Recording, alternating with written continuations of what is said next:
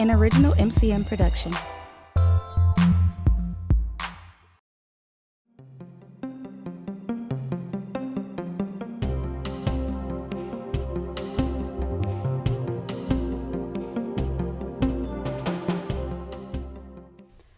Hello, thank you for joining us today. My name is Wiley. I'm the Executive Director here at MATA. We continue with our MATA Community Media election interviews so that you, the viewing audience, can be better informed about the candidates and who you're choosing to vote for. And I'm assuming you're voting. So we have with us today Treasurer Spencer Coggs. Hello, how are you? I'm doing very well, thank you. Good to be here. Oh, I'm so glad you could join us. You're very busy. Yes, but I'd make time anytime for MATA. Oh, thank you. Treasurer Coggs, could you please explain to us about the role of a treasurer for the city of Milwaukee? Well, the treasurer is one of four elected citywide officers of the city of Milwaukee. The duties of the treasurer are to collect the property tax of the city of Milwaukee and to do it well, to do it fairly, and to do it efficiently. In addition to that, we do a short-term investment, and we have a short-term investment pool. And I'm proud to say that we have not only matched the local market, but we have exceeded it in every year that I've been in office, and this is my fourth year. Oh, this is your fourth year in office? Yes. All right. Now, prior to becoming the treasurer, you were state senator, correct? That is correct. It's a little more than that. I spent 30 years in the Wisconsin legislature. 20 of them, I was a state representative, and the last 10, I was state senator. And so I got elected to city treasurer, and for a year, I kept the senator position and the treasurer position. I gave my salary from the Senate to charities, and it was tough, so I had to go ahead and just become the treasurer. That's very good. So you see the roles as overlapping, to some degree, parts of it. Mm-hmm. Well, there's almost a part of me that wished I was still a senator too, because what I do is affected by state law so much. Okay, there are, people ask me all the time, are there ways that you can give people a break on their property taxes? And the reality is, by state law, I cannot. Mm-hmm. Once state law says this is the process, this is the protocol, that's all I can do. Mm-hmm. Okay, so there's a part of me that wishes I was still in the legislature to, not bend the rules, but change the rules a little. Okay. I noticed on the city's website, which is very well designed, I may say. Thank you. There's video that was done with yourself, Milwaukee Coggs, your niece, who is also an alderman, Jose Perez, who is an alderman, and Willie Wade, who has just recently resigned as alderman. Mm-hmm. But the four of you put together a video for constituents, for residents of Milwaukee, to help them understand how to avoid foreclosures. Yes, we've had a foreclosure crisis for a number of years before I got in office, and we've been, basically trying to educate people so that we can alleviate the foreclosure crisis. Basically, with more information, there are numbers of people who can avoid foreclosures. Delinquency leads to foreclosure, okay? And so if we can stop the number of people going delinquent, we can then stem the tide on foreclosures. So in my office, what we began to do was we were getting a number of complaints from people. They were having their taxes, and then they were having additional charges on their taxes, okay? Many people who our poor middle class can only pay their taxes in monthly installments. It's our 10-month interest-free installment plan, okay? So a number of those people who wanted to pay on the installment plan were prevented. And they were prevented because they had these special charges. They hadn't paid their water bill that got put on their taxes. They had some building inspection problems, and they had re-inspection charges put on their taxes. They didn't shovel their snow, and the city came and did it, and they put it on their taxes because they hadn't paid it during the year. Well, they said, I'll pay my taxes, but I can't pay these special charges. Unfortunately, by state law, at the end of the year, those charges are taxes, okay? So what had to happen before I came was you had to pay all the special charges before you could get put on the installment plan. Okay, and sometimes your taxes were only about $2,000, and the special charges were like $2,500. So you couldn't get on the installment plan because you couldn't pay those special charges. I just thought that was ultra ridiculous. So I came up with a plan that basically said, why not put those special charges on the installment plan? You could pay a little bit down each month. The city would still get its money. The people would then pay off within a year. Everybody wins, okay? I got that through the Common Council. And I have to be honest with you, I'm the tax collector, and people usually don't like the tax collector. Once I instituted that, and people were able to get on the installment plan, pay their taxes, and not go delinquent, hence not go into foreclosure, I would go in the office and people were in paying their taxes. They'd slap me on the back and say, thank you. So now I'm the tax collector that people like. Yeah, way back to biblical times. People are not like tax collectors. But so if people don't pay their water bill throughout the year, their service cannot be disconnected because it will go on their property tax bill? Well, the service won't be disconnected during winter time. Okay. And that's what current collection is. Okay. But it would just keep on building up, right? And so that's why they put it on the taxes, so that it would be collected. Right. Okay. Once again, the problem was that if you wanted to pay your property taxes, on the installment plan, you couldn't because those special charges had to be paid first. Once we put the special charges on the installment plan, people started paying. Let me give you an example.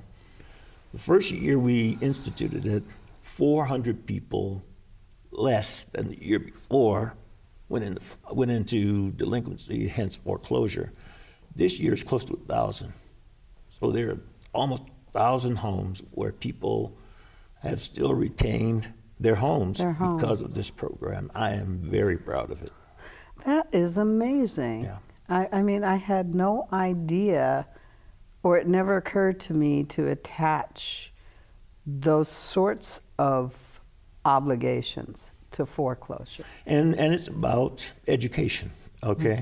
What's interesting about being a former senator is when I was a senator, people would just give me a call and say, Spencer, I have this problem. Well, I was an advocate, and I guess I'm still an advocate as the treasurer, because I still get calls all the time. Spencer, this is my problem. Can I come and meet with you? And oftentimes we either try to solve it on the phone or we meet. And people appreciate my open door policy. Oh. But it comes natural to me because as a senator, people came to my office all the time. That's true. That's true. And you've always interacted a great deal with the people. So that was another one of my questions, because I didn't believe the treasurer had as much interaction with the people. But it sounds as though it's not a lot different in that regard. Well, it isn't for me. Okay, I'm not going to change how I do business. People like the human touch, and quite frankly, I don't like just sitting behind four walls. I like the human touch too. So during the winter current election, I go out and I talk to the people who are paying their taxes, and it's so funny to have people recognize you, and they go like, "You come out and talk to us too?" And I say, "Of course, you pay my salary." And they may have a question. I help them. We go to customer service counter and we talk. All the while they're looking at me like, he's actually talking. He's actually helping me out. But for government to work, government has to do that. Government has to show people that we're just all people and we're all working together. Mm-hmm. So, they pump my hand and they thank me and they leave. It's a great job for me because I can be in the city a lot more. When I was a senator, I did a lot of work and I was back and forth on the road. Mm. And a number of people have complimented me and say, "Oh, we wish you were still in Madison. We liked the job you did." Well, I tell them, when you're in the military, they make you do 20 years. I did 30 in the legislature, so I think I've done my hitch. Yeah, I would imagine it is a lot more comfortable to just drive down to City Hall. Or drive here and have a conversation with you. I haven't had a chance to do that in quite a while, so this is a treat for me. Oh, terrific. Listen, there's another thing that I found on the website about a lottery credit removal. Why would someone want to remove their lottery credit? Well, I'm not sure that's the concept. Most people on their primary residence, they want to have the lottery credit. Yes. I haven't run across an instance where people want that credit removed. You can get it switched to your new primary residence, but that's slightly different. Okay. So that may be what you're talking about. It was a form on there, and I was so surprised to see it. And because of the way it was titled, I assumed that was an application.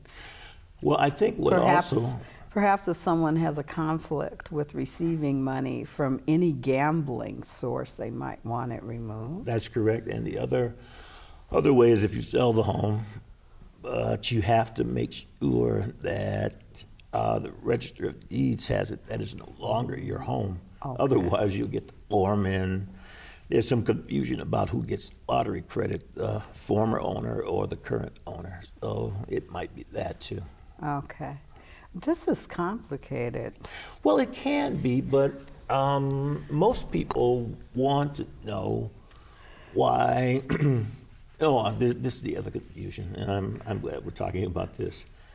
People want to know why their house was assessed in whatever fashion, and why their taxes have gone up.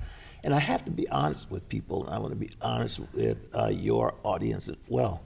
I'm not the assessor. I don't assess the taxes. I am just a collector. I collect them fairly. We are very efficient at it, but I don't assess the taxes. And to be honest with you, that's the second most asked question that I have. Why are my taxes so high? And you'd be surprised. The assessors told me that he knows when people have been referred to him by us, because he gets at certain times, he just gets a number of them. But it's the assessor's call. And I just want to let people know that if you question your assessment, you can fight it. Okay, you don't have to accept what the assessor has said. There's a protocol that you can follow where you can tell why your taxes shouldn't be as high as the city has assessed it. Okay. That's very good too. A lot of people, I don't think, know that. They did receive their assessment and they think they just have to accept it the way that it is. Yeah, we are, in effect, we're kind of revolutionizing the Treasurer's Office. I don't know if you have ever gone during the Christmas holiday to go and pay your property taxes at the end of the year, but I used to be one of those people as a senator. Not me. I'd come in, I'd be flying in Madison, trying to get there before the end of the day, either right before Christmas or especially right before New Year's. Okay, because you wanted to count on your taxes. So I go there, and there'd be this long line. But before I even got to the long line, I'd have to fight downtown traffic. Then I'd have to fight getting a parking spot. Then I'd get in City Hall, and City Hall's a very long building, and there'd be a very long line of people like me paying their taxes, their property taxes at the last minute, okay? So when I got elected, that same thing happened. I would see people, and there would be a long line almost out the door, and, Yes. and the City Hall is a block long. And so they had a line that was a block long, and I said, this is madness. We have got to do something. So we came up with an idea called Pay at the Bank. Okay, so we got U.S. Bank. They have 13 office branches in the city of Milwaukee, and we persuaded them to collect taxes for us at the end of the year. Actually, they collect during the year, but when we have our biggest load of people now, we doubled up on temporary help too at that time. But U.S. Bank now handles thousands of transactions of paying for us, okay? And now you don't see long lines anymore, okay? And people think I just invented sliced bread. Oh, let me tell you why. Oftentimes, it would take you 20 minutes, half hour to pay your taxes in line when we had that long. Now it doesn't take that long. And if you go to one of the 13 U.S. Bank branches, it takes you 5 minutes. Yeah. Okay, and people have called my house. I went and paid at the bank. This is fantastic. Is it going to last? That kind of thing. And I was telling them, yes, it's going to last. Well, for people whose property tax is escrowed into their mortgage payment, the mortgage company pays it. Mm-hmm. And mine is set up that way now. But previously, I paid them. Mm-hmm. But I never got in that line. When I moved here, I was told about that line, and I said, no way. So I would use electronic transfer, which is another system that is set up, correct? That is correct, and a number of people utilize it, and it's fantastic for them. I do have to tell you this, though. The numbers of people who have come down to City Hall and pay, during the Christmas holiday, we have a big Christmas tree there in the middle of City Hall, and people come to look at the tree and get in line and pay taxes. The other thing that they do is we had an employee from, I think it was the city attorney's office, who had a toy train. And he had the toy train going around the Christmas tree. So the first year I was there, this is a very cute train, and people would walk by. The guy then retired. So in my second year, I said, where's the train? Because people are asking me about where the train is. It became a destination for people. So we called him up, and he brought the train in, special. The next year, he had changed his number or something, so we didn't have a train. Well, I can't tell you how many people would say, hey, I just paid my taxes, but where's that train?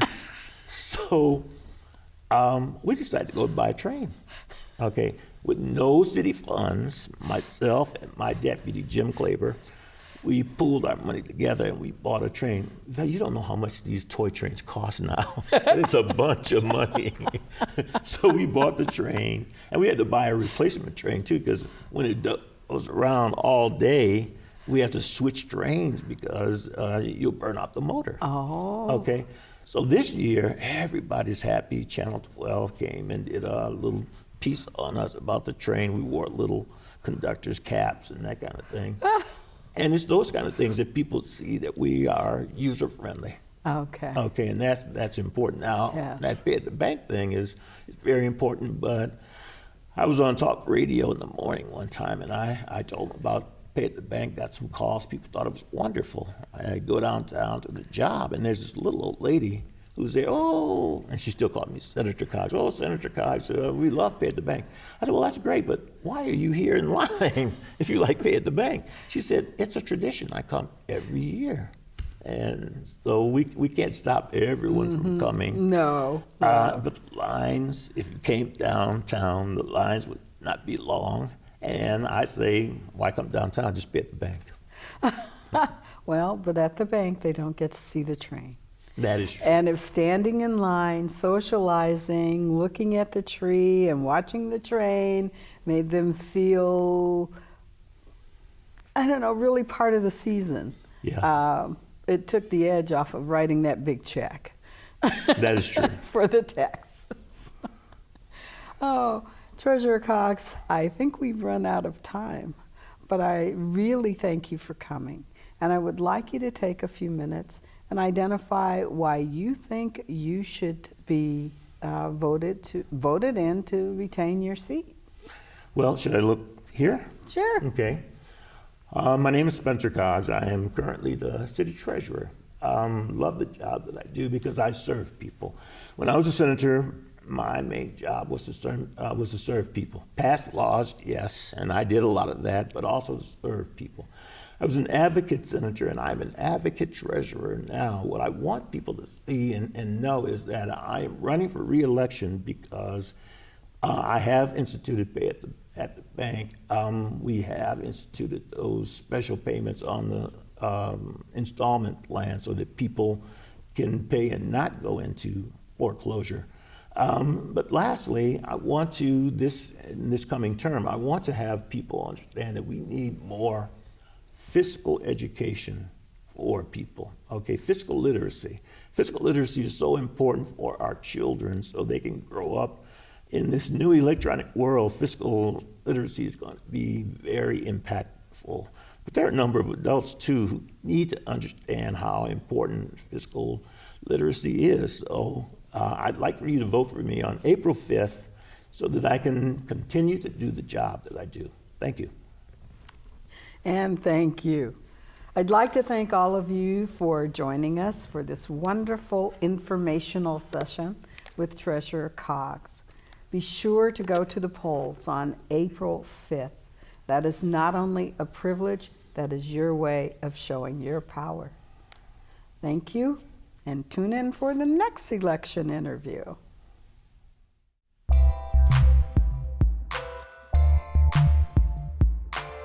An MCM production.